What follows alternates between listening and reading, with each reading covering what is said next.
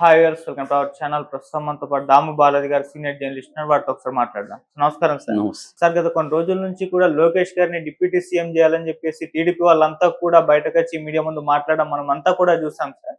అయితే ఇప్పుడు నిన్న హైకమాండ్ రియాక్ట్ అయ్యి అసలు ఇటువంటివన్నీ కూడా ప్రచారం చేయకండి, మీడియా ముందు ఏం మాట్లాడకండి, డిప్యూటీ సీఎం వ్యవహారం మేము చర్చలు చేసుకుంటామన్న తర్వాతే మాట్లాడండి అని చెప్పేసి వీళ్ళ హైకమాండ్ నిర్ణయించని చూస్తున్నాం సార్. అసలు ఎందుకు టీడీపీ వాళ్ళు ఇది మొదలు పెట్టారు, మళ్ళీ హైకమాండ్ ఎందుకు ఈ విధంగా ఆప్ చేస్తుంది, దీని వెనక ఉన్న ప్లాన్ ఉందా సార్ ఈ విధంగా ప్రచారం చేయడం వెనక? యాక్చువల్ గా కూటమిలో గొడవలు క్రియేట్ చేసి పవన్ కళ్యాణ్ చంద్రబాబు మధ్య గ్యాప్ ని పెంచాలి అనేది వైసీపీ స్ట్రాటజీలో భాగం. అది ఎలక్షన్ ముందు నుంచి కూడా చేశారు. ఎందుకంటే ఎలక్షన్ ముందు కూడా వైసీపీలో కానీ జగన్కి కానీ క్లారిటీ ఏంటంటే పవన్ కళ్యాణ్ చంద్రబాబు కలిసి వాళ్ళ ఓటు ట్రాన్స్ఫర్ కానీ జరిగితే, అంటే కెమిస్ట్రీ అండ్ అర్థమెటిక్ అంటారు. సో కెమిస్ట్రీ జరగాలి, అర్థమెటిక్ అంటే ఓటు ట్రాన్స్ఫర్ జరగాలి. ఇవి కానీ జరిగితే మనకి ఛాలెంజ్ అవుతుంది అనేది జగన్కి ముందు నుంచి ఐడియా ఉంది. అందుకనే పవన్ కళ్యాణ్ని టార్గెట్ చేస్తూ ఒక పక్క, రెండోది పవన్ కళ్యాణ్ని చంద్రబాబు నమ్మడని, చంద్రబాబు వెన్నుపోటు పొడుస్తాడని, లేకపోతే చంద్రబాబు దగ్గర ప్యాకేజ్ తీసుకున్నాడని, ఇలా రకరకాలుగా వాళ్ళు ట్రై చేస్తారు. ఆ తర్వాత అనూహ్యంగా పెద్ద ఎత్తున 100% స్ట్రైక్ రేట్తో పవన్ కళ్యాణ్, 92% స్ట్రైక్ రేట్తో చంద్రబాబు అధికారంలోకి వచ్చారు. సో ఈ క్రమంలో ఇప్పుడేందంటే వైసీపీ వీళ్ళని 2029 లోపల విడగొట్టాలి అన్న ఒక స్ట్రాటజీతో వైసీపీ వెళ్తుంది. అయితే ఈ క్రమంలో వీళ్ళిద్దరి మధ్య కూడా కొంత ఇబ్బందులు అయితే మొదలైనాయి. ఎందుకంటే పవన్ కళ్యాణ్ తన వల్లనే తెలుగుదేశం అధికారంలోకి వచ్చిందనేది పవన్ కళ్యాణ్ నమ్ముతున్నాడు.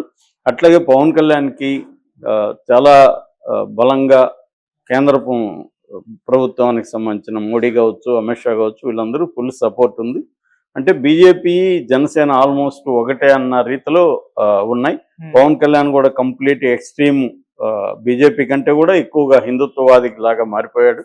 సో ఈ కాంటెక్స్ట్లో పవన్ కళ్యాణ్కి ఒక లాంగ్ టర్మ్ వ్యూహం ఉంది. అదేంటంటే నెక్స్ట్ తాను సీఎం కావాలని, దానివల్ల ఈ ప్రభుత్వాన్ని ఉపయోగించుకొని, అధికారంలో ఉపయోగించుకొని తాను ఎట్లా ఫోకస్ అవ్వాలి అనుకున్నప్పుడు అతనికి ఒక ప్లాన్ వేసుకున్నాడు. ఆ ప్లాన్ ఏంటంటే, ఈ ప్రభుత్వంలో ప్రతి ప్రభుత్వంలో కూడా కొన్ని అవాంఛనీయ సంఘటనలు జరుగుతాయి, అవినీతి ఉంటుంది, అవినీతి లేని ఏ ప్రభుత్వాలు ఉండవు. దాన్ని ఉపయోగించుకొని దాన్ని పబ్లిక్లోకి తీసుకురావడం ద్వారా తాను ఒక రెబల్ లాగా, తాను ఒక ప్రతిపక్ష నాయకుడిలాగా చేయడం ఒకటి. రెండోది, ఈ ప్రభుత్వాన్ని నేను పైనుండి శాసించగలను అన్న ఒక సిగ్నల్స్ని జనంలోకి పంపడం. ఈ స్ట్రాటజీతో పవన్ కళ్యాణ్ స్టార్ట్ చేశాడు.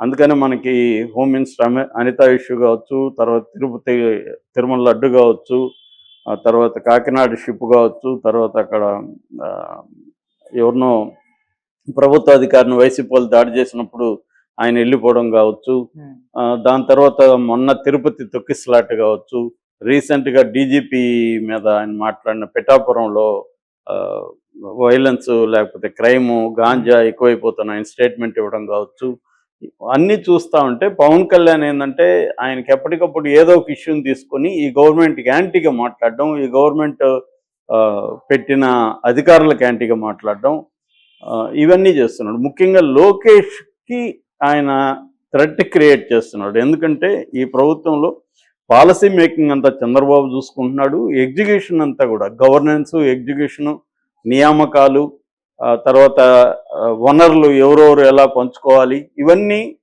లోకేష్ చూస్తున్నాడు. అంటే రియల్ పవర్ లోకేష్కి ఉంది. ఒక రకంగా డిఫాక్టో సీఎం లాగా లోకేష్ బిహేవ్ చేస్తున్నాడు. దీన్ని పవన్ కళ్యాణ్ అటాక్ చేయడం మొదలుపెట్టారు. అంటే లోకేష్ పవర్ని పవన్ కళ్యాణ్ అటాక్ చేస్తున్నాడు.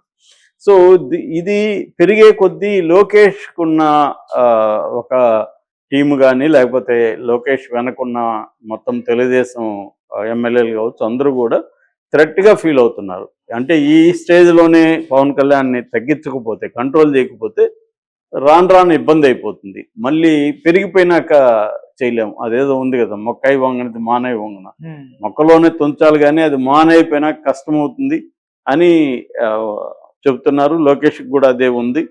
సో దాంతో చంద్రబాబు కూడా కొంతవరకు దీన్ని ఎట్లా కంట్రోల్ చేయాలి పవన్ కళ్యాణ్ని అని ఏం చేస్తున్నాడంటే ఈ స్ట్రాటజీకి తెరలేపినట్టుగా కనబడుతుంది. ముందుగా మహాసేన్ రాజేష్ స్టార్ట్ చేశాడు దీన్ని, లోకేష్ డిప్యూటీ సీఎం. అంటే పవన్ కళ్యాణ్ డిప్యూటీ సీఎం. ఇంతకుముందు చంద్రబాబు పీరియడ్లో 2014-19లో ఇద్దరు డిప్యూటీ సీఎం ఉండేవాళ్ళు, ఒక కాపు ఒక బీసీ.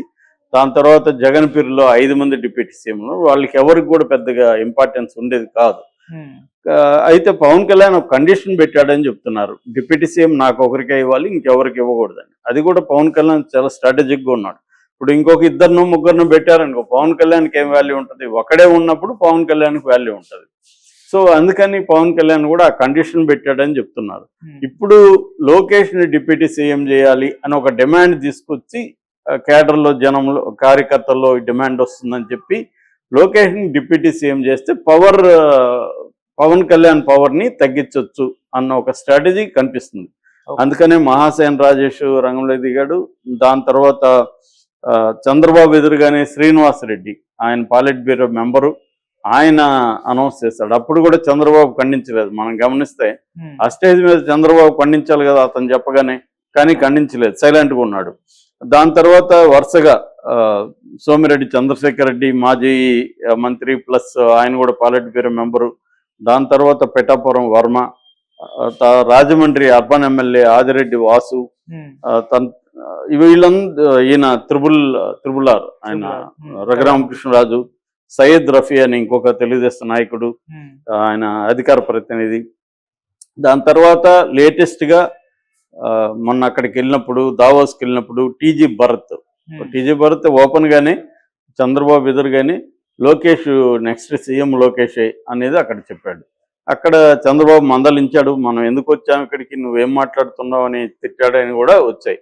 ఏదేమైనా ఓవరాల్గా ఒక వ్యూహం ప్రకారం తెలుగుదేశంలో ఉండే నాయకులంతా కూడా మన లోకేష్ డిప్యూటీ సీఎం అవ్వాలి అన్న ఇది డిమాండ్ని జనంలోకి తీసుకొచ్చారు. దానికి కౌంటర్గా జనసేన నాయకులు కూడా ఓకే లోకేష్ డిప్యూటీ సీఎం అయితే మాకు అభ్యంతరం లేదు, కానీ మా పవన్ కళ్యాణ్ని సీఎం చేయండి, 2.5 సంవత్సరం పవన్ కళ్యాణ్ సీఎంగా ఉండాలి.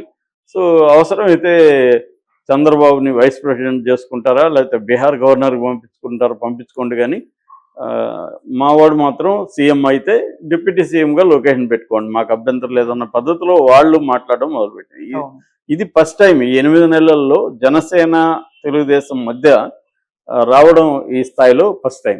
దీంతో పవన్ కళ్యాణ్కి సహజంగానే కోపం వస్తుంది, ఎందుకంటే తన ఒక స్ట్రాటజీ ప్రకారం వెళ్తున్నప్పుడు అది వర్కౌట్ అవుతుంది పవన్ కళ్యాణ్కి. ఇప్పుడు ఏమైంది, పవన్ కళ్యాణ్ కి కౌంటర్గా లోకేష్ని డిప్యూటీ సీఎం పెడితే పవన్ కళ్యాణ్కి ఇబ్బంది, ఖచ్చితంగా అది పవన్ కళ్యాణ్ అలో చేయడు. సో అందుకని పవన్ కళ్యాణ్ సీరియస్ గానే చంద్రబాబు దృష్టికి తీసుకెళ్లాడా అనేది ఒక ఇది ఉంది. రెండవది, మొన్న సెంట్రల్ హోమ్ శాఖ మంత్రి అమిత్ షా రాకముందు ఇది స్టార్ట్ అయింది, జస్ట్ ఆయన వస్తున్నప్పటి నుంచి ఇది స్టార్ట్ అయింది. సో అమిత్ షాని పర్మిషన్ అడిగాడని చంద్రబాబు, ఇట్లా లోకేష్ డిప్యూటీ సీఎం చేయాలని డిమాండ్స్ వస్తున్నాయి.